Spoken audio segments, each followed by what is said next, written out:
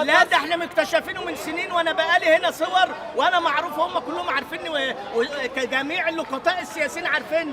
انا اللي حبست اسماء واسراء وعلاء عبد الفتاح حضرتك مين؟ عبد العزيز فهمي معروف. حضرتك مين؟ عندك النت هاته عبد العزيز فهمي، عبد العزيز مدير عام الشباب والرياضه ورئيس حركه الوقت الوطني. اسماء محفوظ سنه سجن. علاء عبد الفتاح في مسبيرو. اخته منى. انت اللي حضرتهم؟ ايوه انت اللي الولد قدمت بلاغات؟ الاوضه. ايوه انا اللي مقدم طب لغايه. حضرتك عندك لو على النت لو متعسف من حد من الصحفيين روح قدم فيه بلاغ. مقدمين يا اخويا في خالد علي اللي هو خالد مصطفى. خالد مصطفى. علي.